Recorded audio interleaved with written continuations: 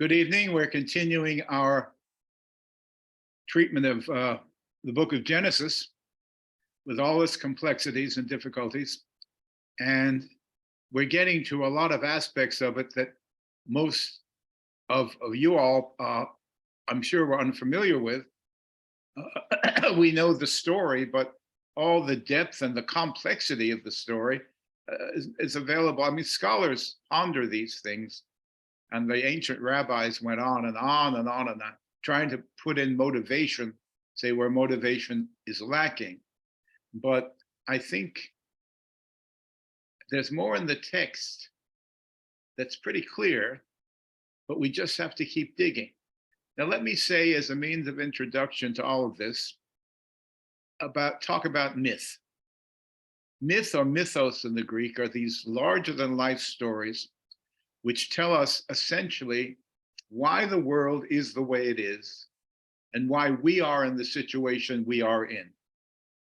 They seem to explain things thousands of years ago, or how many, we don't know how many. But what it's really talking about is explaining our condition now. Here we are, by some chance, thrown upon the earth.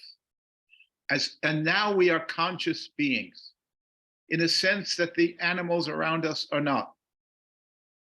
And I know I'm going to get a lot of emails about how wise somebody's cat is, but it is not on the level of human beings. Moral discernment and to try to understand the way the world works. We took that, we wrested that from God with the help of the serpent. And history has been what it has been, a history of great accomplishment and building of civilization, and a history of war and destruction. Cain and Abel, but we'll get to them in a minute. So I want to say this about mythos and the purpose. Why do we create these stories? In my opinion, we, the only animal that knows it's going to die, has got to do something with that knowledge, that terrible, terrible knowledge that only we have. We owe, the minute we're born, we owe nature a death. How's that for a hangman's way of putting it? And it's true, it hangs over us. So the better things get, the worse it is, because we know it's not going to last. Faust cries out, "Stay a moment, thou art so fair." What he wanted was a moment that was so perfect and so beautiful, it would never depart. Stop, time, stop. This moment is so sublime. I want it to last forever. Well, that's the one thing that's impossible. Time is relentless, and it ultimately consumes us. So what do we do? How do we wrest meaning from that? But what is the meaning of meaning? In my opinion, the meaning of meaning is context. To understand how a thing functions in its context. The meaning that ancient human beings came up with was religious. Here we are in Canaan, in this little valley in Canaan. But look up at the sky. Look at the great earth. Look all around you. This finite definition that I am a farmer in Canaan is part of an infinite reality. Every bit of the finite, the limited, is part of the unlimited. Every bit of time is part of the eternal. Every bit of space is part of the limitless. It's got to be by definition. 6 inches, 10 inches, that's not all of space. That's a measurement of a space which is infinite as far as we know.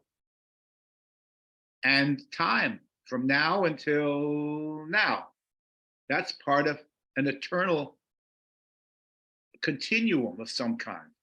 And when you start to say, well, who am I in this? What is man that God would take notice of him? The psalmist cries out. And we often read at funerals. What is man? The human is an expression of God, God breathed into Adam's nostrils the breath of life. Therefore, within our finite life, there is the breath of the eternal. There is God in man, and there's man in God. I'm sorry to keep saying man in the old-fashioned way, but that's the way I was educated. There is humanity in God and divinity in man. There has to be, or else we wouldn't be in the image of God. That may be why God, I think, can be taken by surprise in the Bible. I don't think he knows the future. Sometimes it says he does. Sometimes the story indicates he doesn't. He say, hey, did he expect Adam and Eve to do what they did? He certainly doesn't act that way. Did he expect Noah's generation to be so corrupt he had to destroy the whole world? No, he acts as if it's a big surprise. So maybe the earliest Hebrew ideas of God was a gigantic human being who could be surprised. And then later, when the theologians, the theorists got hold of it, they said, no, God is omniscient. He knows everything, including the future. But the argument against that is the future isn't until it happens. So how can God know it? Then there's another argument against that, which says, now picture this, and I've used it before. Look down on a two-dimensional world. And here is a stream, a meandering stream. And in the stream is a rowboat, two-dimensional. And I inhabit a third dimension. And I'm looking down on this two-dimensional world, and I see that around the bend of the river is a waterfall. And that man and that boat better be careful. He doesn't know there's a waterfall because he hasn't turned the bend. The waterfall is in his future. But I, a third dimensional being, can look down and I see the man in the boat and I see the waterfall at the same time. Does that mean I can see ahead in time? No, it means I'm outside of time, which in this case would be these two dimensions. And I, therefore, knowledge for me now would be future knowledge for him. So it's not so much that God sees the future, but God is outside of time, and therefore it's all the same to him. So there's an argument that God doesn't know the future because the future isn't. And there's another argument that, well, he's in another dimension, so he can know past what to us is past and future, or present and future, to him happens at the same, well, moment. No, it happens in eternity. God does not inhabit time, but perhaps the fullness of time, whatever that may mean, the eternal. So to understand, back to the initial question, religion is a way of giving us a cosmic address. I live at 1 King Street, Charleston, South Carolina. That's my address in the city records. But I live at this finite address in the mind of God. That's my address in religion. And as I suggested, 1 King Street, Charleston, South Carolina, Charleston County, state of South Carolina, United States of America, the Western Hemisphere, the earth, the universe, the mind of God. That's my cosmic address. And that's my meaning. That's why I say meaning is context. To understand the meaning of this glass of water has to do with my need to freshen my mouth or while I'm talking. And so I have it here. Now I'm talking, so I'm teaching. So the glass of water implies the need of a human being to drink, in this case, a teacher, in this case, in South Carolina, in this case, in America, et cetera, et cetera. The meaning of the glass, you've got to understand everything in order to understand anything. The meaning of the glass is its context and function. The meaning of human beings is our context and function.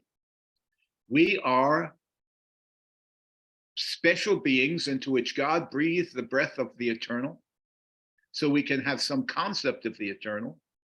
And some people would suggest then we're going to live eternally in some way. And some people would say, no, we just have the knowledge of it. And we know of our mortality too. But the point is, meaning is context, as I understand it. And who knows how many understandings of meaning there are, but I'm here, and so that's what you're doomed to get. Myth is a human way of giving us meaning. And we feel it. We don't say, well, suppose I'm driving along and I see a red light and I go through it and the policeman stops me. And he said, don't you, there's a red light out there. I said, wait a minute, human beings put that up. It's not God. Well, maybe human beings put God up there too, who knows? But I'm a human being, so why do I have to observe it? Once it's externalized, somebody said sometime in the past, there should be a red light there. There are too many accidents. So city council, whoever puts it up, they're human beings, no better than I am. Politicians are sometimes worse. But I now am a human. So I say, well, why should I observe that? Because once you externalize it, you concretize it. The red light becomes an objective reality everybody has to observe. Why? Because if we don't, there'll be chaos at that corner. We put things up, we create the myths, and then we act as if they're objective realities that we have to observe. And in fact, that's what they become. So let's talk about myth. Like the red light, the human beings put up there, but then everybody obeys when you externalize and concretize it.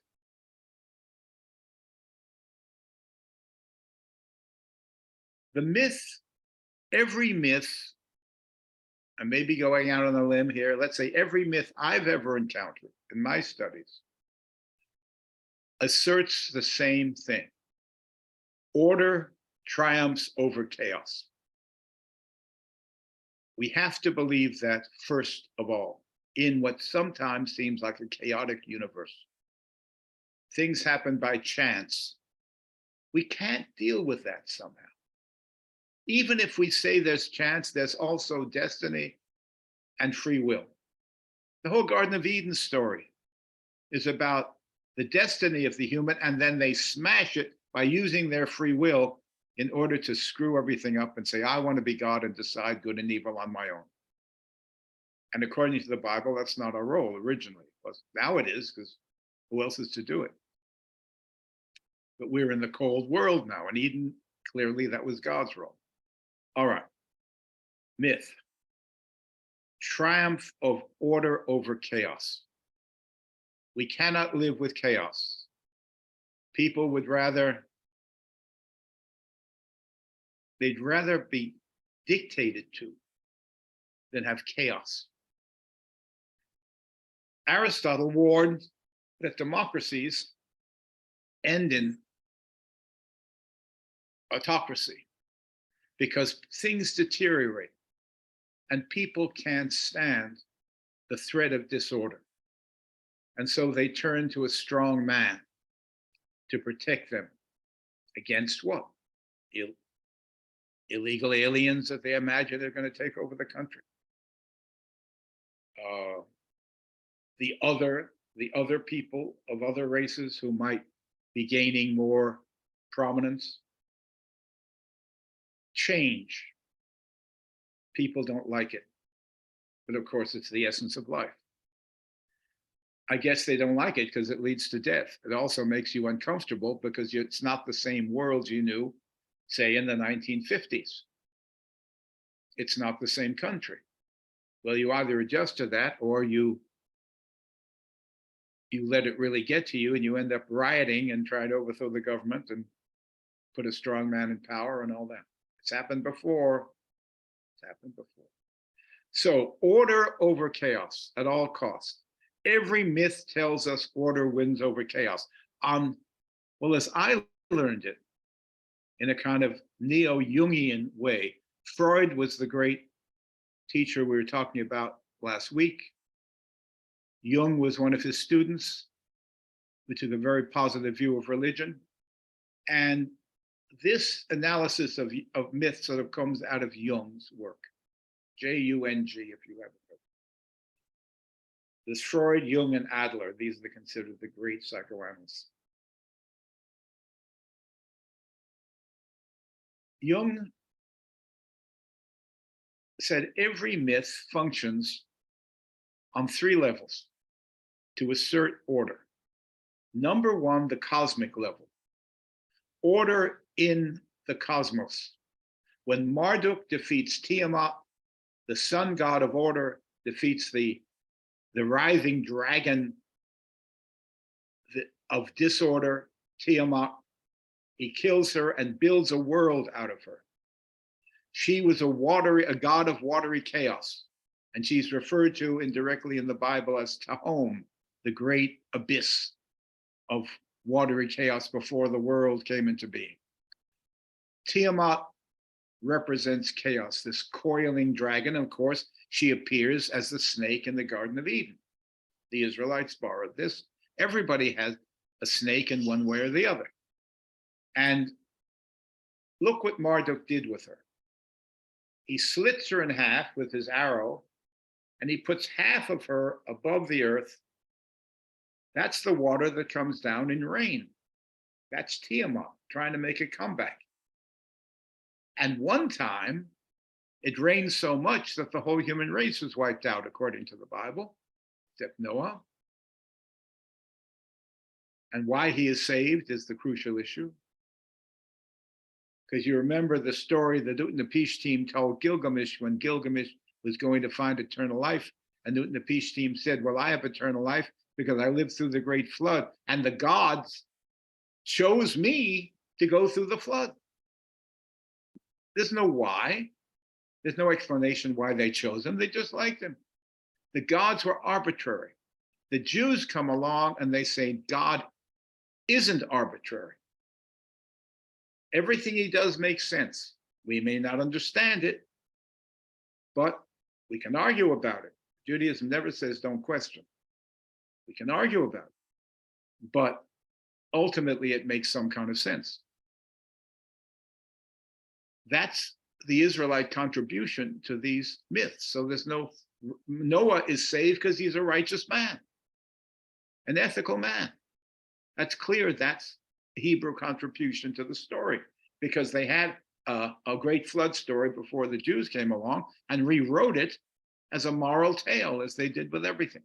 So the first affirmation of myth is that there is, in the cosmos, there is order in the cosmos because God's in charge of things. Look at the planets. Look at whatever they made of them in the old days. Look at the stars. Look at the moon, the way it goes around, and the sun, the way it goes around, because of course they believe that sun and moon moved around the earth. But it's all orderly. The sun doesn't smash into the moon. And those other planets don't, to the extent that they knew anything about them. Everything is orderly. Sunrise, sunset, sunrise, sunset. It's all orderly. The cosmos is orderly. I can rest assured. After the great flood, God said, I will never do that again. In other words, it may rain 1 inch, it may rain 5 inches. It's not going to rain 500 inches. Not since the great flood, because God promised. That's part of the affirmation of order in the universe. And that's what the Bible is telling us, with all its strife and arguing between people, that order ultimately succeeds. And of course, in the Hebrew mind, that means good triumphs over evil, because the Jews connected order with the moral good. The very beginning, God said the work of every one of the 6 days of creation was good. So there's a morality based in the universe itself. It's not bad, it's good. The earth is good from the Israelite point of view. But from the Christian point of view, God put a curse. Cursed be the earth. In Christianity, it's a metaphysical proposition that human beings and the whole world fell into sin thanks to Adam. We inherit the consequences of Adam's sin, which is mortality, we're going to die, and the guilt of Adam's sin. And Christ, the second Adam, comes to fix the problem that Adam created. He bears the penalty for the sin which we deserve to die for, because the wages of sin is death. The reason we are mortal and not immortal is because of what Adam and Eve did. And you remember when they were thrown out of the Garden of Eden, it's clear why. Because God says to the assembly of gods, the pantheon of gods, or the angels, whoever they were, the man has become like one of us. There's no way to make that singular. There's somebody else up there with God. And indeed, despite the pleadings of the prophets over hundreds of years, most Israelites believed that their God, the ultimate God, the Lord, was in charge of a lot of other gods. Because we find from the archaeological evidence all over Palestine, now Israel, during that period, there were all these little statues that everybody had. So were they monotheists? Not as we understand it. Monotheism, they were, you might say in some way they were practical monotheists because they relied ultimately on one God. And they said, look, the gods of Egypt might exist, the gods of Asher might exist, I don't know, but we have our God. But with him, they still had those little agricultural gods, because God was essentially a God of history. The ancient gods were gods of agriculture. And they were loath to give up those gods, so they had them in their homes. And yet we know they ultimately worshiped the God that we worship today, the Israelite God that Christians and Jews both worship in one way or another. But were they monotheists, theoretical monotheists? I doubt it. Prophets were. But here he says, the man has become like one of us.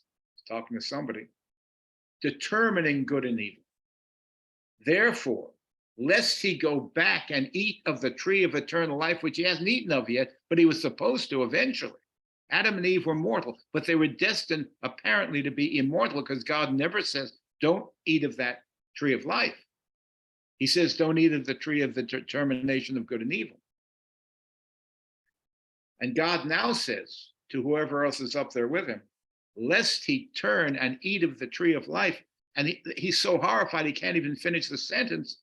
Therefore, the Lord drove Adam and Eve out of the garden to till the soil. In other words, cursed be the ground from the Jewish interpretation of this is just it's going to be very hard to be a farmer. And you'll have thorns and thistles and rocks and weeds and all of that. For Christianity, it is, as I said, a metaphysical proposition that the whole of life is cursed and Christ has to come to redeem it. In Judaism, it isn't cursed. It's just that Adam, and it doesn't say Adam is cursed. It says the ground is cursed, meaning that you're going to have to work hard. So here you have two different definitions. One a rather simple, direct one in Judaism, and the other, as I said, a cosmic principle. Who's right, who's wrong? It's not the question. You've got two interesting traditions that have been started out by different interpretations of whether human life and the world are good or bad. Is a baby born in sin? Is a baby born good? And if you say in sin, then you need a way of getting out from under it, and that's baptism. When you accept what Christ has done for you, which is to liberate you from that condition, which you couldn't do on your own. In Judaism, since you don't have the idea of original sin, the work of Jesus, as understood by many Christians, would be irrelevant. It is curing a problem that doesn't exist. But from the Christian point of view, it does exist. It's the main problem. So two different interpretations. Is that all there is? No. This story is so complicated, you can go on interpreting it forever.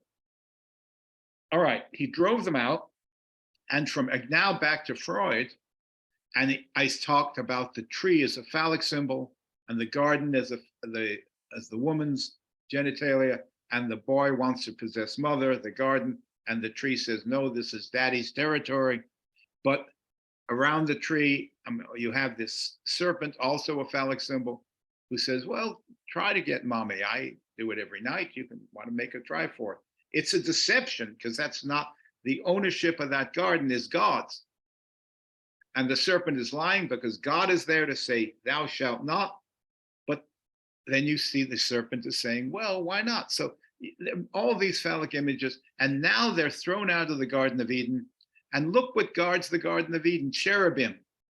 And as I said, a cherub had a head of a man and the wings of an eagle and the body of a lion. And I've seen that at the Metropolitan Museum of Art. And they used to have it in the lobby, a pair of those terrifying things. They are to guard the way of the tree of life. It's very clear to keep man from going back there and becoming eternal, now that he's set himself against God.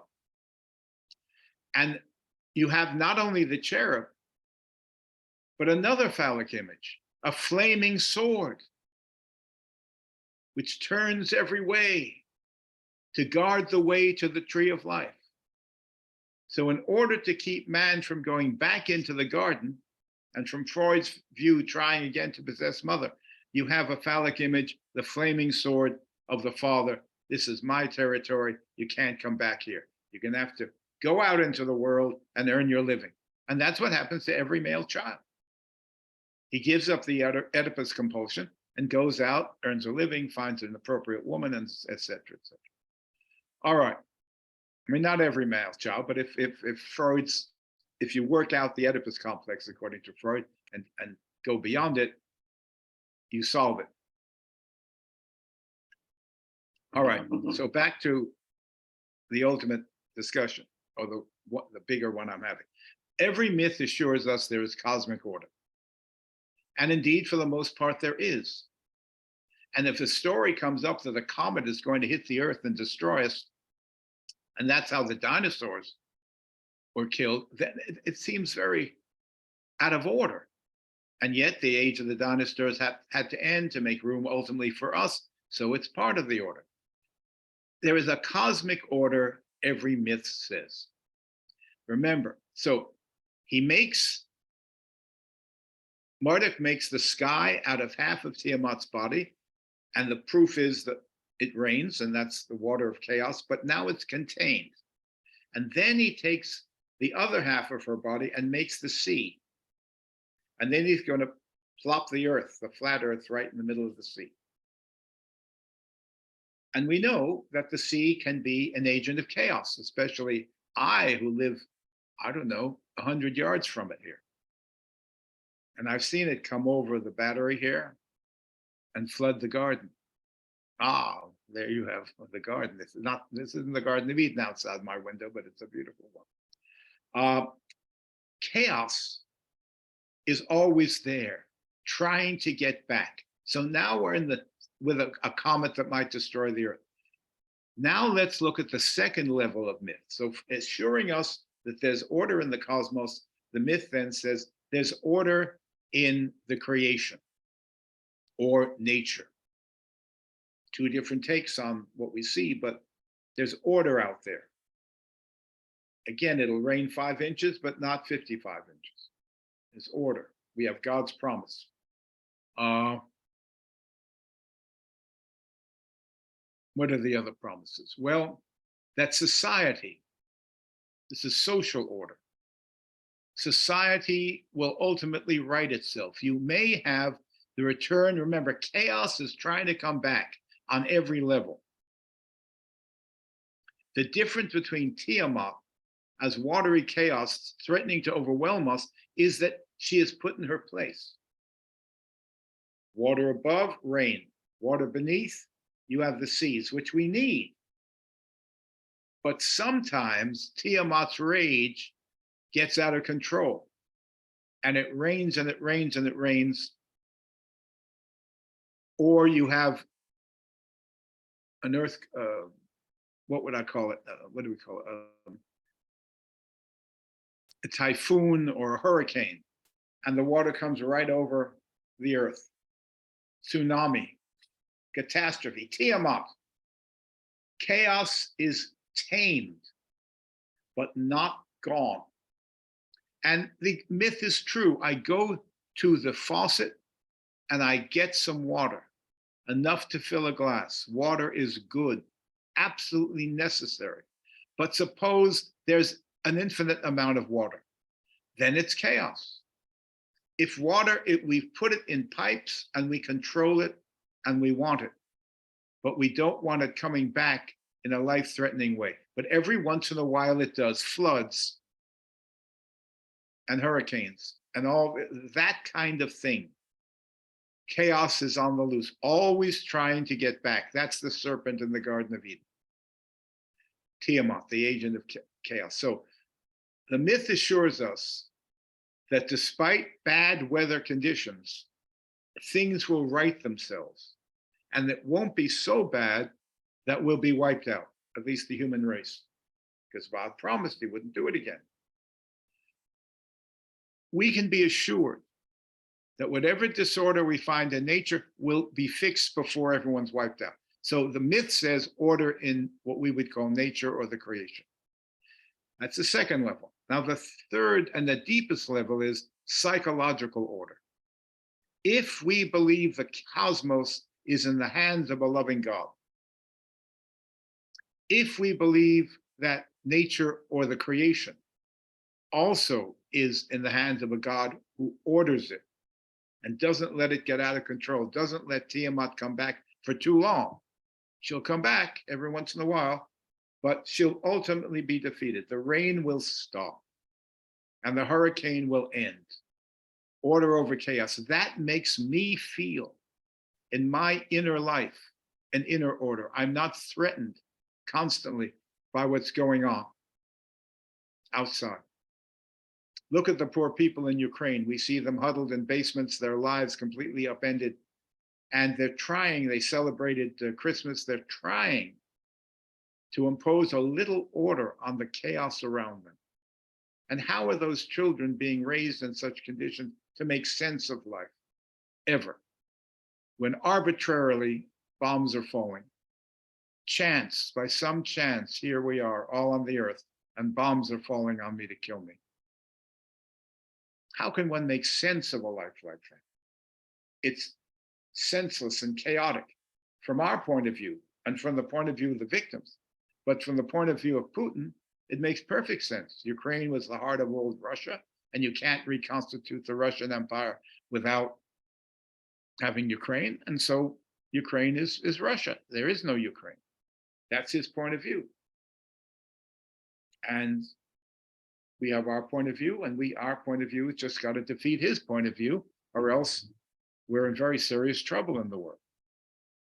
That kind of aggression cannot be tolerated, but from Putin's point of view, he's just liberating his own country. So it's two different interpretations. All right. The chaos of the cosmos, the chaos of nature, the chaos of the consciousness, all are subdued under the order of the cosmos, the order of nature, and the order of my own inner life. Yea, though I walk through the valley of the shadow of death, I will fear no evil, for thou art with me. Even in the depth of death, and I've been going to so many funerals lately after my own brother's death. I mean, I'm surrounded by it, as are many people in our community. I fear no evil because I know I'm going to come. You walk through the valley. God has my hand. And we walk through the chaos of death and get back to order. Somehow we grasp that. Well, it's not somehow. We have to survive.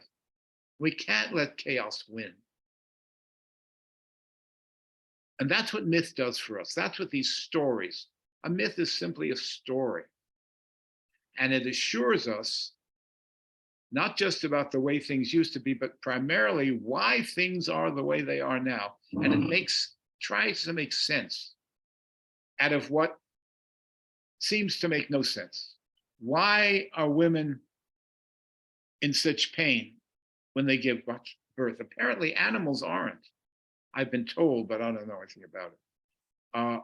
For women, pregnancy and delivery is much more difficult. But why? Makes no sense, because reproducing is God's first command. Why do I have to work so hard? And I never seem to get ahead. And then I die. Why? Why are there elements of the creation like snakes or mosquitoes or other things that attack us? If God created the world, why? Well, he explains why there's hostility between us and the snake. Because when we got together, we ganged up against him. But why? So that answers the why. That's why we have these stories. There was something called the Jewish Book of Why. It asked so many questions about every aspect of life, because in Judaism, you're never supposed to not ask questions. And you get question after question, and that is the enlargement of the human mind. So myth gives us answers if we accept them. And if they get to a point where you can't accept them, then you want to generate new myths. And we have those. I mean, and look in America, how many wonderful myths we have. From the white American point of view, we have great myths. The saga of the West. The course of empire takes its way, the wagons moving west, and the conquests of the West, how the West was won, the cowboys know it. Well, from the Indians' point of view, it's how the West was lost. But there's a great saga for Americans, the winning of the West. And we defeated the greatest empire in the world, the British Empire. And they went away, and we have our free country, and our founders, and our Constitution. That's another myth. And of course, I don't mean untrue story. Get that out of your head. The Constitution is what makes being an American make sense. And it gives order to our national lives. It's a new myth, only from 1789. France, liberté, égalité, fraternité, that's their mythos. And they try to live up to that. In England, of course, you have the Queen and the whole retinue of the King now. I mean, if you ever want to see a mythos, a living myth, there you had the British Empire.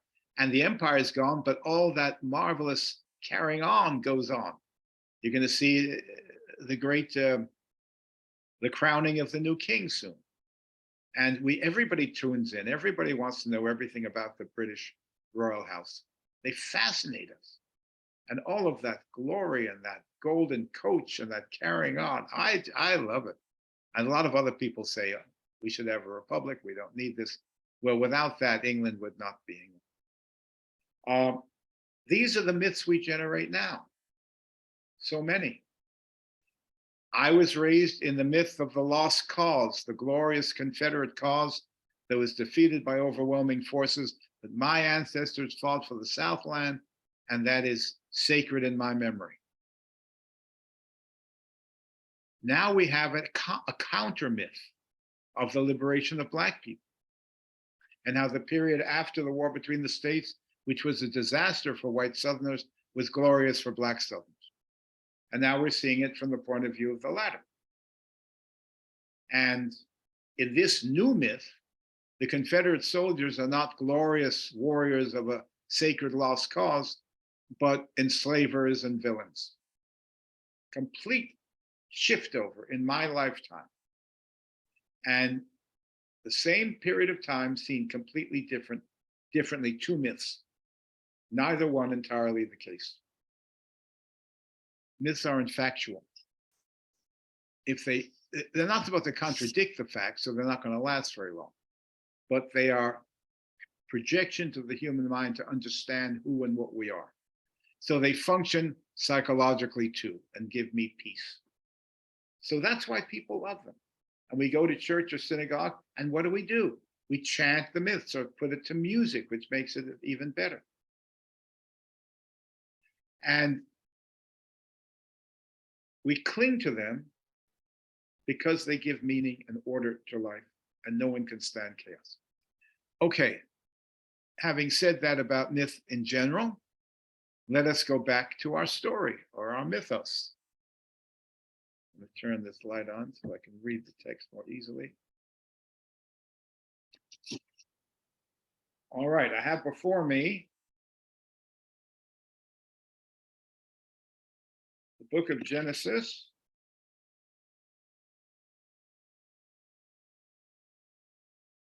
chapter 4. So man has been driven out of the Garden of Eden to till the ground out of which he was taken, and to end up dust, because you shall return to dust, for unto dust were you taken. Well, we were taken from God's spirit and dust. We chose the dust. We had a choice. Sometimes in the Bible it's seen as up or down. We'll see that in a minute. If we look up, we contemplate the Spirit of God within us and live up to it. If we look down to the dust out of which we were taken, then we get screwed up, because that's where the serpent is, crawling in the dust. I said last week that one meaning of this text is to attack serpent worship. People thought serpents were wise and immortal. This story says serpents are clever, but they end up crawling in the dirt. God wins. Order wins. Chaos loses. The serpent tries to bring chaos in the Garden of Eden.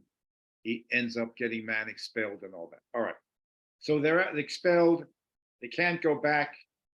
He drove out the man, and at the east of the Garden of Eden, he placed a cherubim and a flaming sword, which turned every way to guard the way of the tree of life.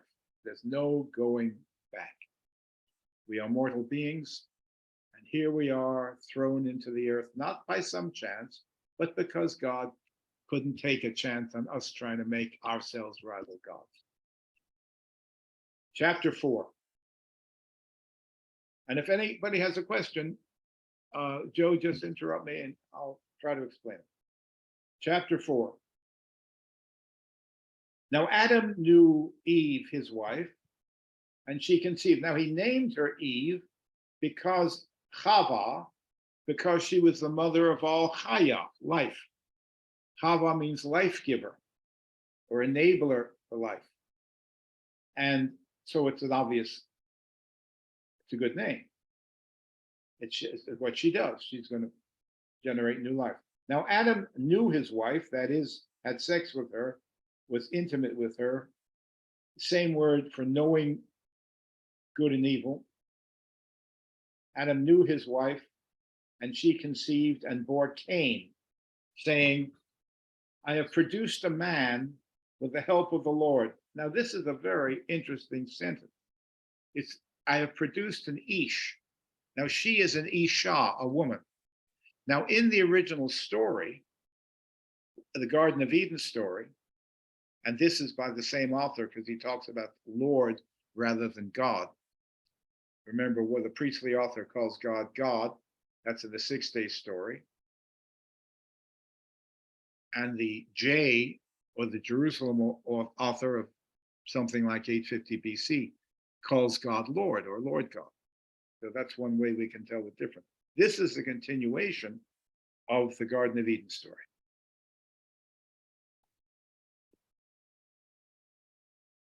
I have produced a man with the help of the Lord.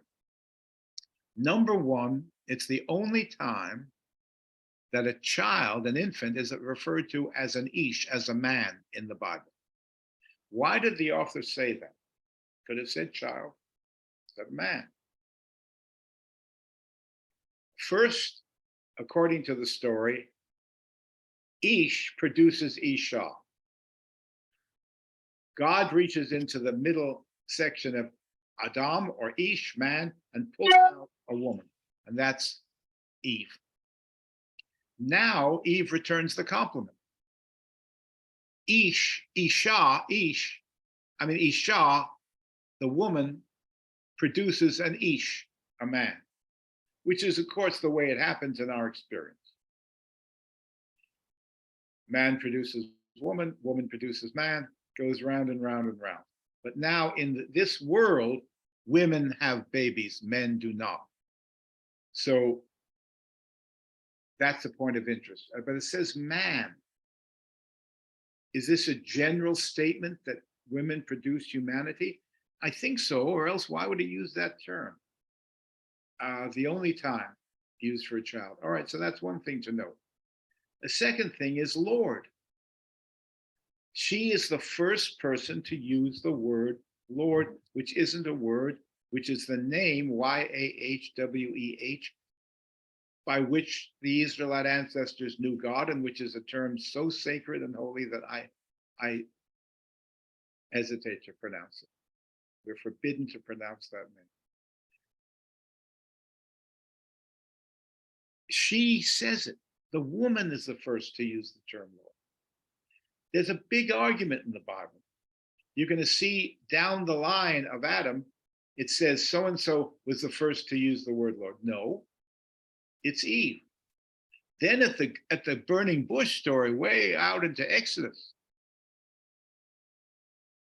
God says to Moses, your ancestors knew me, but they didn't know my name.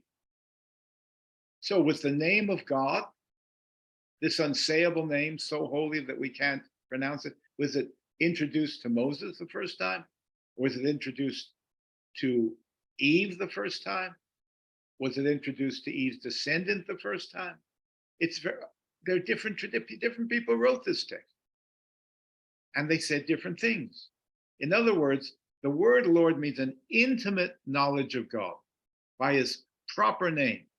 That name, Adonai, which is just a replacement for it, is the actual name like Joe or John that is so intimate to God we dare not say it. It's a way of saying that the Israelite people, because these people aren't Israelites, but the name came down through the Israelites, and so we are the ones that God has anointed to say this word. We are intimate with God, and he uses us as his instrument in the world. And Jews and Christians both feel that. And there is a sense of that intimacy, but in the Bible, you can see where it says God, that's a kind of generalized God. When it says Lord, very personal name.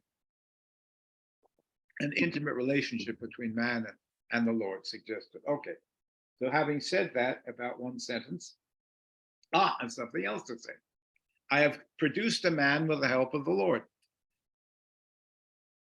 Every child that is born with the help of the Lord. This is to direct us, after all these giant cosmic stories, to direct us to the miraculousness of the everyday. Christians talk about the wondrous virgin birth of Jesus. Clearly a miracle, if a miracle means to disrupt the usual course of things. But what about the birth that is taking place now? All the births, how many babies are just now emerging from the womb as we talk? Is that less miraculous? For a sperm and an egg to come together, for there to be a man involved. The woman is not a virgin. But for them to come together and produce you and you and you and me, if that ain't a miracle, folks, I don't know what is. Is a virgin birth any more miraculous than the usual kind of birth? No, it's just unusual. It only happened once. Is the splitting of the Red Sea any different from the flowing of the Red Sea in terms of miracle? No. But the splitting only happened once. And so we say, miracle, holy, holy. The miraculousness of the everyday, of everything. I mean, poets have been trying to say this for thousands of years. Every blossom, every blade of grass, every tree. Miracle, miracles all around us.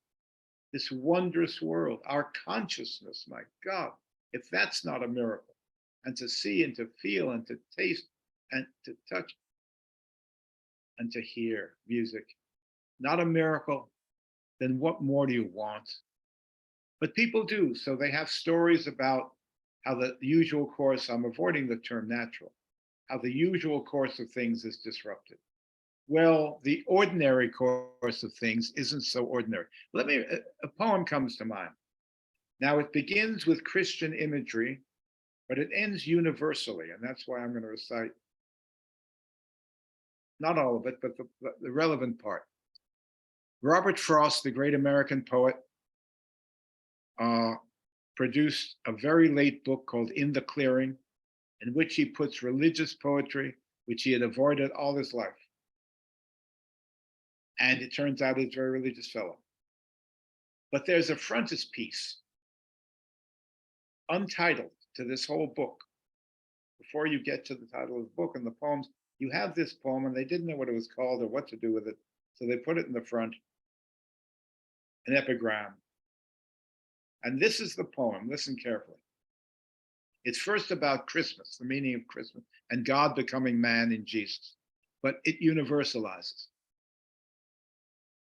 But God's own descent into flesh was meant as a demonstration that supreme merit lay in risking spirit in substantiation.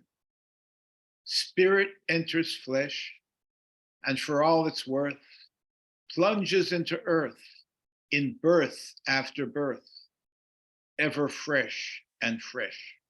And it goes on. But this is what's relevant. He begins by saying that God's descent into flesh, when God becomes Jesus Christ,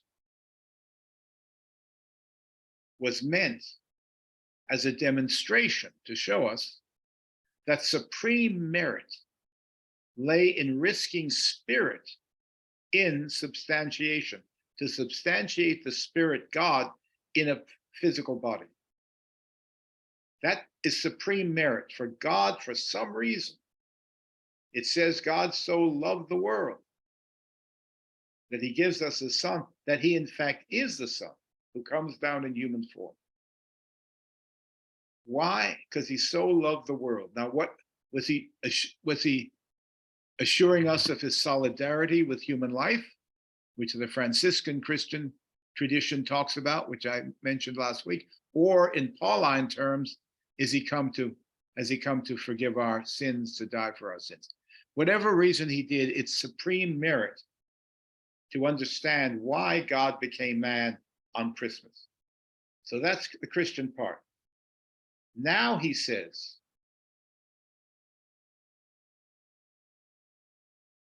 spirit enters flesh, as when it did in Christ, but for all it's worth, plunges into earth in birth after birth. So what happened when Christ was born happens when any baby is born. Spirit enters flesh. When that child is pulled out of the womb and goes, oh, he's breathing in the Ruach, the Spirit of God. And it's becoming his nephesh, his soul, his inner life. Two symbols of life in the Bible: breath and blood, dom. Nefesh and dom. And it's true, if the human being is breathing and his blood is flowing, he's alive. And if it not, he's dead. He breathed into Adam's nostrils the breath of life. So every time a child is born, God becomes man. The spirit enters flesh of male and female babies. And if we aren't moved by that miracle and need stories like a virgin birth story, all right. But the virgin birth story should alert us to the miraculousness of every birth, the miraculousness of the everyday. When things act unusually, we should ask ourselves, but what about the usual action? Is that any less miraculous? In my mind, no. So what Robert Frost is saying the same thing. What happened in the incarnation in Christ, which he believes in, he's a Christian, also happens in a different way, but with the same miraculous quality every time a baby is born. And Eve says it, I have gotten a man with the help of the Lord. Without the help of the Lord, I couldn't have given birth. It's all God's pattern. So she uses the intimate term Lord. Even though she's been in some sense a bad girl, if you read the earlier story that way, or else maybe she's a good girl who got us out of Eden and perpetual childhood. Either way, she knows God by his own personal name. And again, she bore his brother Abel. And says it doesn't say she conceived again, so a lot of people think Cain and Abel were twin brothers. Either way, they were brothers. Cain and Abel. Now, Abel was the keeper of sheep. He's a shepherd, very important in the story. He's the younger brother. The Bible often favors the younger brother because progenitor was the rule. The elder brother got everything. But God, I think they're saying God doesn't have to go by rules. If he wants the younger brother to carry on the promise like Jacob, brother Esau, that's it, what's he going to do? And he does it frequently. He breaks in to show us he's still here. The Lord of hosts is with us yet. And he wants the younger brother to inherit, the younger brother's going to inherit. All right.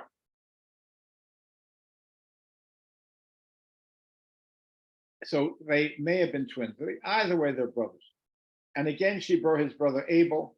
Now, Abel was a keeper of sheep, a shepherd, but Cain was a farmer, a tiller of the ground. In the course of time, Cain brought to the Lord an offering of the fruit of the ground. Religion is an innate, instinctual quality of the human to give thanks when you realize that this world is given to us as a gift. And it must be good because they're giving thanks, even though they have to work hard.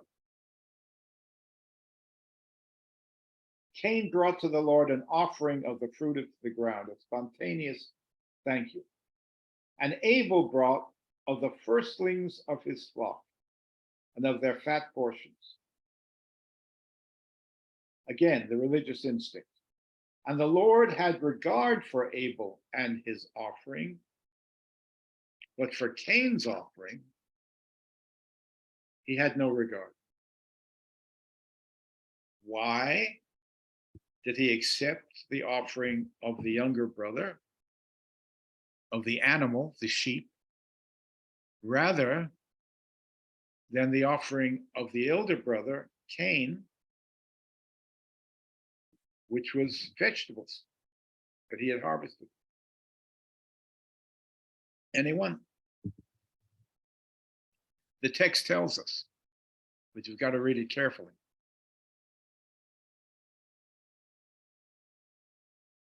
There is a complex rabbinic discussion of this, and other scholars in the larger world have been fiddling with this and trying to figure out why. I think I know why. I think the text tells us. Well, it seems that Cain just sort of, he really doesn't put much effort into it. He's just kind of delivering the goods, and there you go. You know, I paid my taxes. Right. And Cain and Abel? Well, Abel puts love into it. How do we know that? What does it say?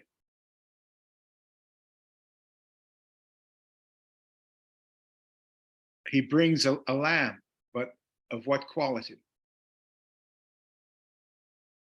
The firstlings of his flock, the best. So you're right, Pedro.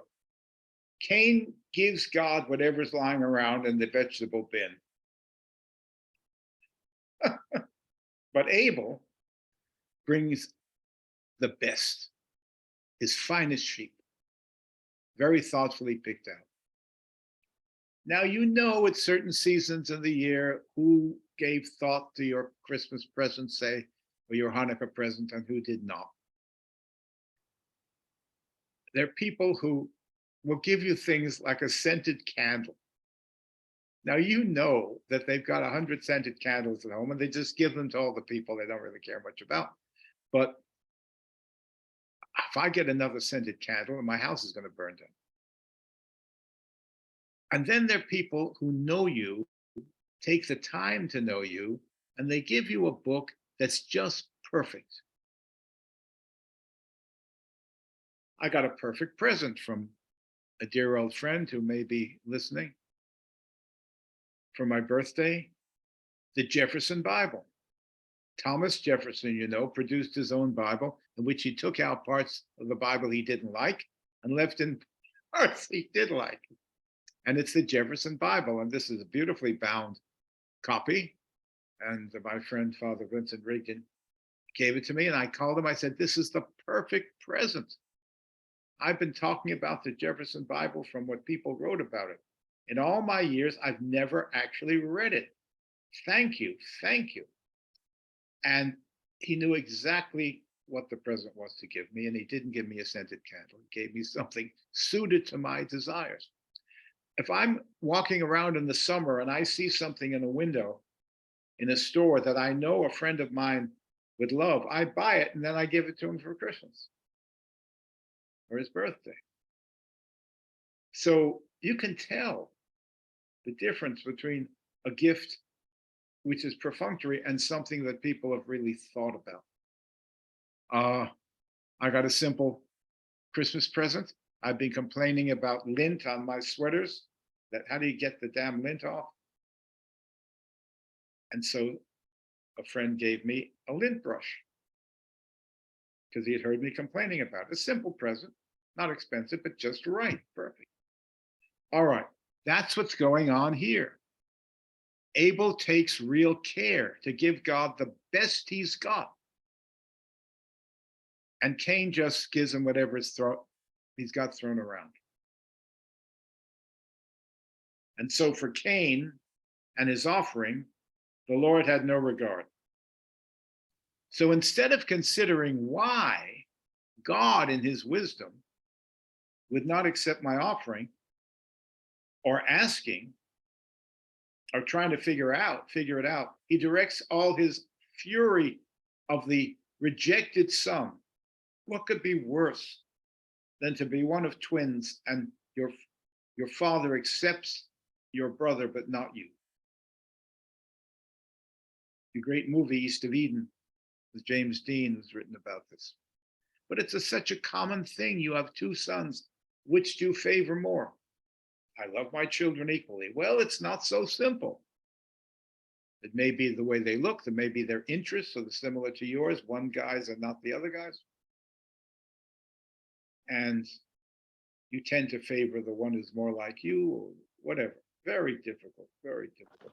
Raising children must be more difficult than being king or pope or president. You don't want to make this mistake, so you bend over and you make that mistake. And how do you get it right? How do you get it right? Well, there's no judging until the children are produced. And then you know, I didn't do a bad job. Of course, my cousin Bill, who's a great father, says they grew up marvelously despite all my efforts to the contrary. Very modest of him. He had great parenting skill, or else he wouldn't have had such great children. All right. So one son is favored over the other. Now, the theme of the rivals, one of the great themes of literature, brother versus brother. It's a way, what is it talking about in its mythic way? War, Russians against Ukrainians. They're brethren, those people. North Korea against South Korea. Same people, divided by an ideology. North against the South in our own North. Somebody should cut off that sound. Cut it off, please. So the same people, brethren, we're all brothers. And they're people we love and they're people we can't stand. Cain versus Abel. The rivals is one of the great themes in literature. And here we have it again. And it's a way of saying you're going to have to expect war. Look at Cain and Abel. What do they have to fight about? Jealousy. The Lord said to Cain, so look, Cain was angry and his countenance fell. Up, you look up to God. Down, you look down to the serpent and the dust. Cain looks down. And in the Bible, when it says that, it means he went with his savage nature rather than the divine spirit that's been put in him. He forgets God, he doesn't look up. And that's why churches have steeples, you know, look, pointing up. And there's a wonderful church in Mississippi where they don't have a steeple. They actually have an arm with a finger on top of the roof, pointing up. Look up once in a while. Think about the divine context of your human life. And that's the religious impulse, to be conscious of that, as we've said. His countenance fell. Now the Lord said to Cain, why are you angry? And why has your face fallen? If you do well, won't you be accepted? And if you do not do well, sin is crouching at the door like an animal. Its desire is for you. Sin wants to come in and corrupt you. But you must master it. Free will. Adam and Eve had free will, and they misused it to choose the blandishments of the serpent, the dust rather than God and looking up to him. We still have free will. Whatever happened in the Garden of Eden, this verse indicates. Cain, you have free will. You don't have to be jealous and brooding and hateful, hate your brother. Do what he did. Bring me the best offering, and I'll accept it if it's from your heart. Well, what could be more infuriating to a rejected brother than father saying, do what your brother does. Look at your wonderful brother. Be like your brother. Almost invariably, that's going to explode the household. And the rejected brother will be consumed with hatred and jealousy and resentment against his brother. God is saying, Cain, you have free will. You don't have to be angry. Just do the right thing, which means what your brother did. But Cain doesn't hear that. All he hears about is he's inferior to his brother, which sends him into a rage. Should God have put it that way? He's reminding him of free will. And he says, sin is crouching at the door. Now it's not a serpent, but some kind of an animal that crouches. And it's ready to glom onto you. But you can resist it. Free will is still real, even after the Garden of Eden. And you can resist it. So use your free will. And don't give in to chaos. When he looks down, he sees the dust in which the serpent is crawling around. Chaos is going to be introduced in a minute because he doesn't listen to the voice of order. How often do we? Sin is crouching at the door, but you can master it. Verse 8 of chapter 4. Cain said to Abel, his brother. We know it's his brother, but the Bible wants to remind us it's his brother he's with, which should be his beloved. Let us go out into the field. And when they were in the field, into his world, into Cain's world, the field, the shepherd would say, let's go out to the pasture. So that would be Abel, but Cain is talking. And when they were in the field, Cain rose up against his brother Abel and killed him in a rage of jealousy and resentment.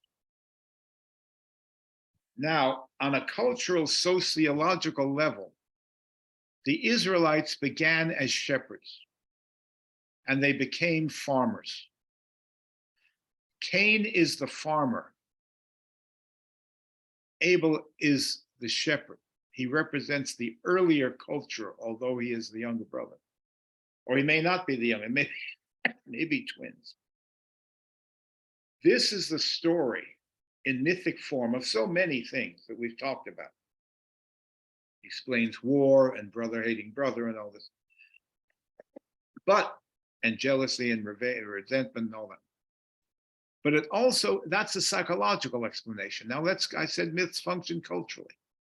The Israelites were at first shepherds. They idealized that life. That was a free life. You wandered with your sheep and it was wonderful. And if you go to Ireland today, you see the shepherds and the herds of sheep, and there's something primeval and primordial about it. The Lord is my shepherd, I shall not want. We say that for a reason. The image of the shepherd and the sheep, the whiteness against the green of the wonderful grass of Ireland, which a greenness which we can't imagine, and the whiteness against it with the fields of sheep. What a thrilling thing to see. So We don't go into a pasture, we go into a field which a farmer would know about. So after the Jews, or excuse me, the Israelites or the Hebrews were shepherds, they shifted to a farming economy. And when the Bible was written, they had already done that. But there was a yearning for the shepherding days, as there was for the Garden of Eden. It used to be better. And now we have to till the earth. Well, God had said that, but they ended up some shepherds and some farmers, but the farmers won out. Cain kills Abel. So theologically, it is a record of how in the Israelite culture, the farmers overcame the shepherds.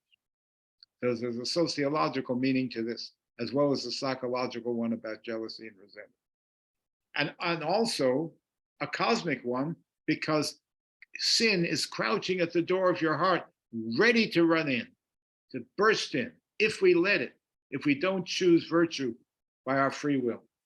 It'll get us. And God says, you got free will, young man.